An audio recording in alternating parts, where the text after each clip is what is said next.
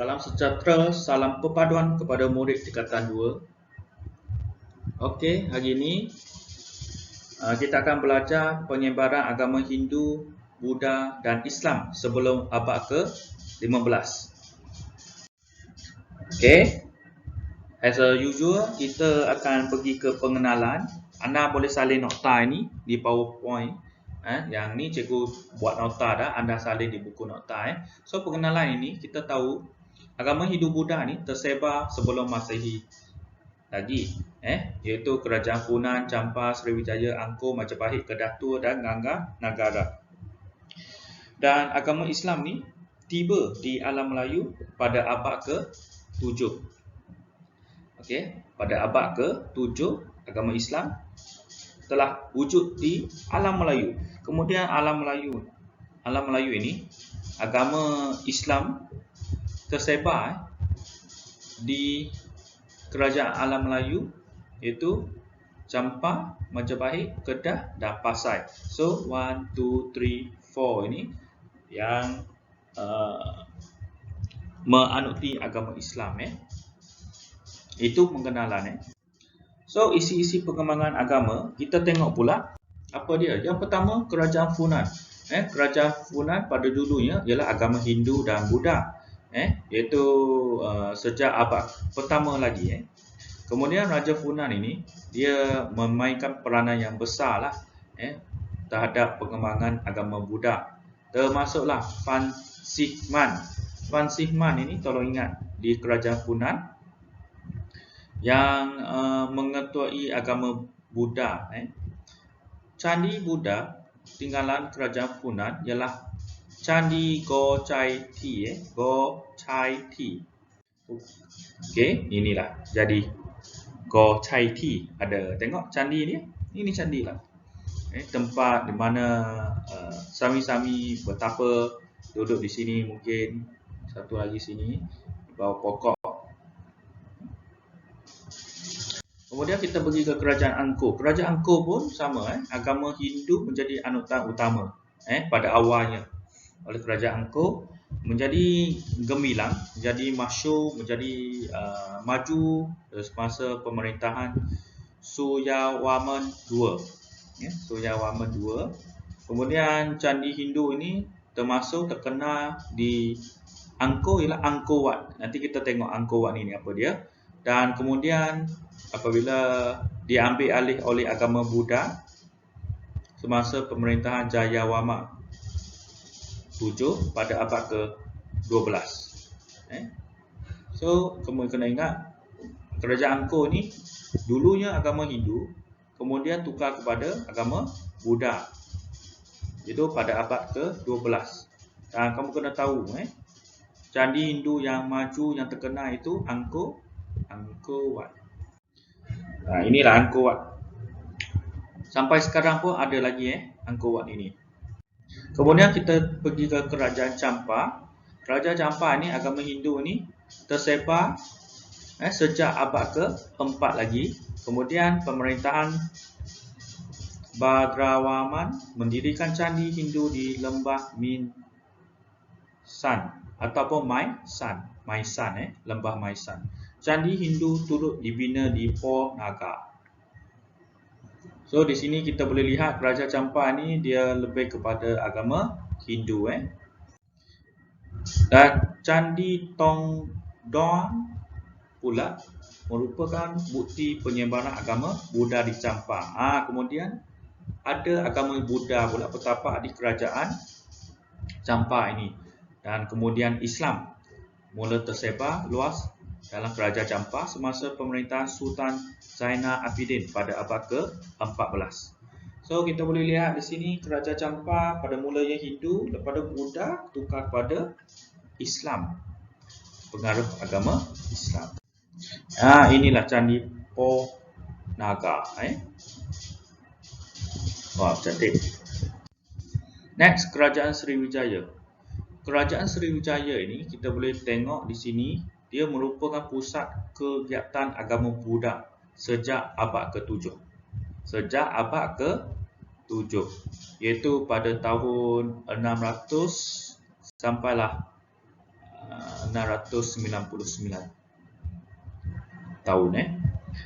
So ada satu pendeta Buddha. Pendeta ni maksudnya orang yang pandai beragama lah, bernama Ai Xing.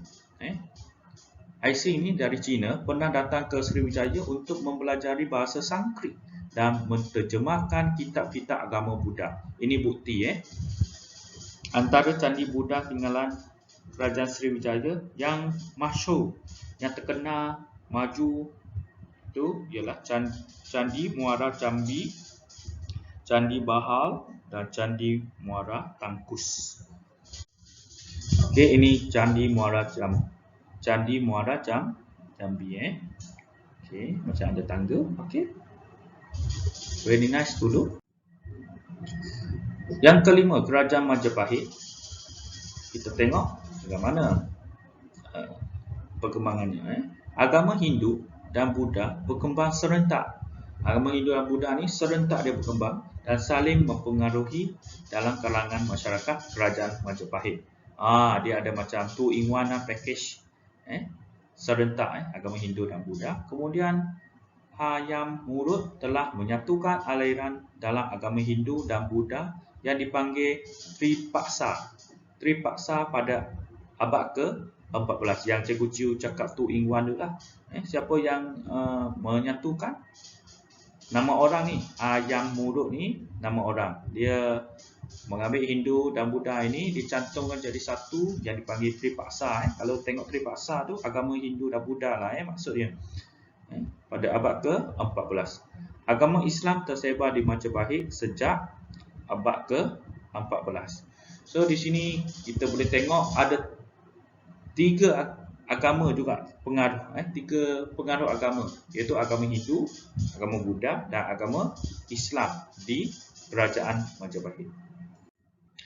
Buktinya Wuping. Wuping ini orang Cina yang datang dari negara Cina ini. Mereka pula Wuping ini dia ialah pengawal kerajaan Ming beragama Islam, dilantik sebagai wakil tetap di Majapahit. Setelah kerajaan Majapahit runtuh, kerajaan Demak ganti kerajaan Majapahit dan muncul menjadi pusat pengajian agama Islam terbesar di Jawa pada abad ke-16. Sekarang Indonesia lah, sekarang punya Indonesia. So kamu kena keyword di sini, pusat pengajian agama Islam terbesar di Jawa pada abad ke-16 lagi. Inilah Majlis Demak, iaitu pengaruh agama Islam di Kerajaan Demak, iaitu pada mulanya Kerajaan Majapahit digantikan oleh Kerajaan Demak. Nombor 6, Kerajaan Kedah Tua pula. Kerajaan Kedah Tua ni iaitu agama Buddha telah diamalkan dalam Kerajaan Kedah Tua sejak abad ke-5 lagi dan menjadi anutan utama. Agama Hindu turut tersebar kemudiannya.